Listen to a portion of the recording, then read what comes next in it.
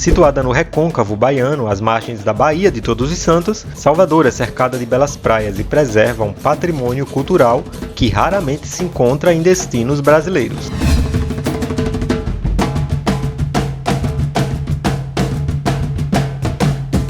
Uma das cidades mais fascinantes do Brasil, Salvador foi também a primeira capital colonial do país. Desenvolveu-se em 2 níveis distintos: a Cidade Baixa, na estreita planície litorânea, e a Cidade Alta, localizada no platô, a 60 metros de altura do porto. A Cidade Baixa é núcleo das atividades portuárias e comerciais, sobretudo do setor atacadista. Na Cidade Alta, os bairros residenciais contornam o centro histórico, que se caracteriza pelo comércio varejista. Essa área da cidade foi a que mais se modernizou e onde se localizam os prédios da administração pública, embora se conservem casarões, sobrados, igrejas e palácios característicos da cidade antiga. Os 2 níveis estão ligados pelo elevador Lacerda, um marco da cidade em funcionamento desde 1873. O elevador Lacerda é considerado o primeiro elevador urbano do mundo, com 73 metros de altura. Esse elevador faz a viagem entre as partes baixa e alta da cidade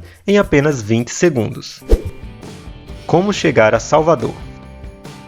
O Aeroporto Internacional Deputado Luiz Eduardo Magalhães recebe voos diários das principais companhias aéreas brasileiras, vindos de todo lugar do Brasil. Ele fica nos limites da cidade, próximo a Lauro de Freitas, situado a 28 quilômetros do centro de Salvador. Para quem vem pelo sul, venha pela BR-116, que passa pelo estado do Rio de Janeiro, por Minas Gerais e na Bahia vai até Feira de Santana. Depois, basta pegar a BR-101. Para quem vem do norte, uma boa opção é pegar a linha verde, a BA-099. Apesar de ter pedágio, vale muito a pena a viagem pelas belas paisagens que você verá. Já a rodoviária de Salvador fica na região mais central da cidade, em Pernambués, e de lá partem e chegam várias linhas estaduais e interestaduais. Melhor época para ir para Salvador. Em janeiro começa a temporada de ensaio, como são chamados os shows de Axé Music no verão. Estando em Salvador, confira a programação e, se houver venda de ingresso online, garanta o seu. Na capital baiana costuma fazer calor o ano inteiro, mas pode ser que entre os meses de abril e julho a chuva traga alguns transtornos no trânsito e nos passeios. No carnaval a cidade lota. É prudente reservar a hospedagem com alguns meses de antecedência, e fazer turismo nessa época não é muito indicado. A cidade fica totalmente tomada pelos turistas que vão curtir as festas de carnaval. O que fazer em Salvador? É possível conhecer o centro histórico a pé, partindo do Mercado Modelo. Para as demais áreas da cidade, eu recomendo usar um carro. Construído em 1912, o Mercado Modelo é um dos marcos de Salvador. No segundo andar, ficam 2 restaurantes que dividem o amplo salão e possui uma varanda curva, oferecendo aos visitantes uma belíssima vista da Baía de Todos os Santos. O mirante ao lado do elevador Lacerda revela toda a beleza da Baía de Todos os Santos. Localizada no Largo do Terreiro de Jesus, pouco depois da Praça da Sé, a Catedral Basílica de Salvador foi inaugurada em 1648. A igreja tem seu interior ricamente decorado em ouro, prata e móveis de jacarandá. Salvador tem também uma igreja que é parada obrigatória entre os turistas, a Igreja e Convento de São Francisco de Fora. Fica localizada no Largo do Cruzeiro de São Francisco e foi construída entre os séculos 17 e 18. É considerada pelo IPHAN como uma das 7 maravilhas de origem portuguesa no mundo. Tudo dentro do interior dessa igreja reluz ouro. A igreja era frequentada pelos membros da nobreza portuguesa no período colonial. Construída com mão de obra escrava, onde não era permitida a entrada de seus construtores após a finalização. Considerado um patrimônio da humanidade, o Pelourinho tem o maior e mais bem preservado conjunto arquitetônico do período colonial. Todos os caminhos levam ao Largo do Pelourinho, o mais famoso cartão postal do Centro Histórico de Salvador.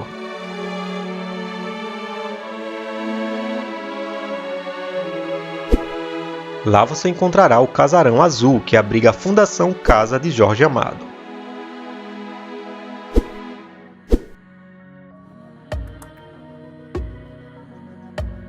No largo, você também verá o balcão onde Michael Jackson fez uma aparição durante a gravação do clipe They Don't Care About Us. Você acha facilmente o balcão porque lá tem um pôster do cantor e a música continua tocando em looping desde 1995. Localizada no Largo do Pelourinho, a Igreja Nossa Senhora do Rosário dos Pretos é muito importante para a história de Salvador, porque ela começou a ser construída para ser a Igreja dos Escravos. Ainda no Pelourinho, conheça a Casa do Carnaval da Bahia. Aberta no Carnaval de 2018, lá você encontrará objetos em exposição, mas o conteúdo principal são vídeos que mostram a história do Carnaval de Salvador e da Bahia, entendendo a evolução da folia ao longo dos anos. E uma dica legal para quem vai chegar de cruzeiro à cidade é saber que o elevador Lacerda fica a menos de 10 minutos de caminhada a partir do terminal de cruzeiros, ou seja, você poderá ir a pé até o elevador, subir para a Cidade Alta e ter a oportunidade de conhecer o Pelourinho. Localizada no alto da colina do Bonfim, a Igreja Nosso Senhor do Bonfim fica mais afastada das áreas turísticas de Salvador. Entretanto, a visita é obrigatória. Uma tradição nessa igreja é a de amarrar fitinhas coloridas na grade da igreja e fazer pedidos ao Senhor do Bonfim. Não deixe de se refrescar com um delicioso sorvete na famosa sorveteria da Ribeira. Tomar um sorvete lá é uma parada imprescindível no circuito de atrações da região, que incluem a Igreja do Bonfim, os restaurantes da Pedra Furada e o pôr do sol da ponta do Humaitá. Ou seja, encaixe a visita à Igreja do Bonfim combinando essa visita com um almoço na Pedra Furada, um sorvete na Ribeira e um pôr do sol na ponta do Humaitá. Faça uma visita à memória de Zélia Gattai e Jorge Amado, na Casa do Rio Vermelho. Transformada em museu, a casa onde o casal de escritores Jorge Amado e Zélia Gattai viveram por mais de 40 anos é conhecida como Casa do Rio Vermelho. Essa casa já recebeu diversos visitantes ilustres e nela você passará pela sala, pelo quarto de visitas, cozinha, biblioteca e pelo quarto do casal com todos os seus itens mais pessoais. O Farol da Barra é um dos mais famosos cartões postais de Salvador, já que ele faz parte do circuito Barra Ondina. Você sabia que o forte onde fica o Farol da Barra ficou pronto em 1534, sendo uma das primeiras edificações construídas do Brasil colônia? Ele fica na parte baixa de Salvador, lembrando que naquela época a cidade só existia na parte alta. E aí, tá gostando do vídeo? Então, se esse vídeo tá te ajudando de alguma forma, deixa o seu like e se inscreve no canal, porque toda semana eu vou trazer um novo conteúdo, um novo destino para você conhecer. A propósito, já comenta aqui embaixo qual é o destino que você quer que eu traga nos próximos vídeos. E se você já conheceu Salvador, coloca aqui nos comentários a sua experiência ou alguma dúvida que você tenha com relação à cidade. Praias de Salvador. Você sabia que dá para aproveitar bastante as praias urbanas de Salvador sem precisar se afastar muito da cidade? Pois é, Salvador tem praias lindas e muitas com águas transparentes. Do lado do Farol da Barra fica a Praia do Farol da Barra, uma das mais frequentadas da cidade.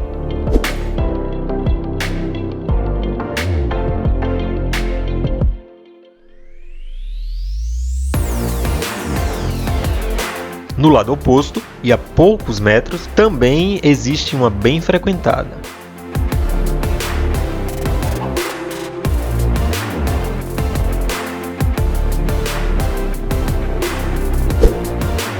A propósito, o pôr do sol nessa praia é espetacular.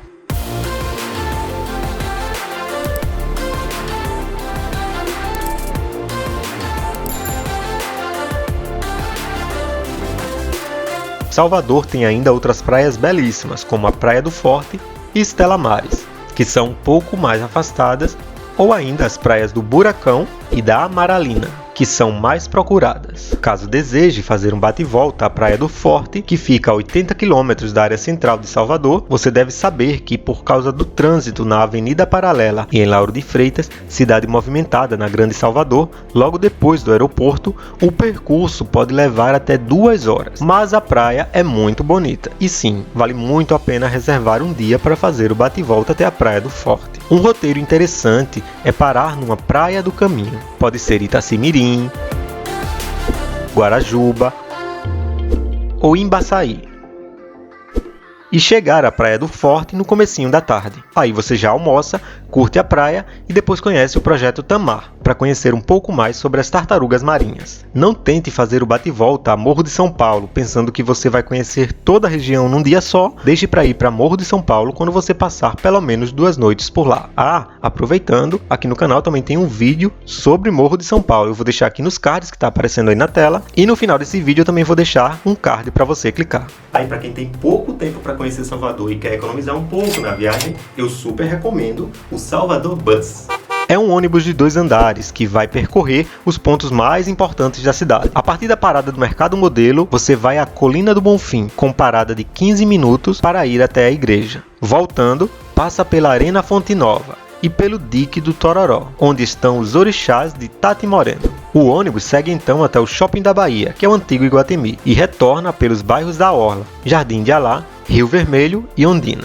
Faz então uma parada no Farol da Barra e segue para o ponto final do Mercado Modelo. Aí, se você preferir pegar carros de aplicativos e comparar com o preço do Salvador Bus, fique à vontade. Afinal, o que vale a pena mesmo é aproveitar ao máximo a viagem, sem gastar muito e sem perder muito tempo. Uma sugestão de roteiro que eu deixo é: não tente conhecer toda a região do Pelourinho no dia que você for fazer o passeio pelo Salvador Bus, senão vai ficar muito corrido. Se tiver mais alguns dias de viagem em Salvador, deixe para conhecer o Pelourinho e a Cidade Alta com calma em um outro dia, e as praias você deixa para conhecer após ter conhecido os principais pontos turísticos da cidade. Fica a dica! Onde ficar em Salvador? Grande parte dos viajantes optam pela região do Pelourinho para se hospedar, que é uma das mais antigas de Salvador. Por ser muito turística, essa área tem boas opções de hotéis e pousadas, além de ser uma das áreas com maior relevância na cultura local. Contudo, existem outros bairros que valem muito a pena também ficar em Salvador, como a Barra, o Rio Vermelho e o Corredor da Vitória.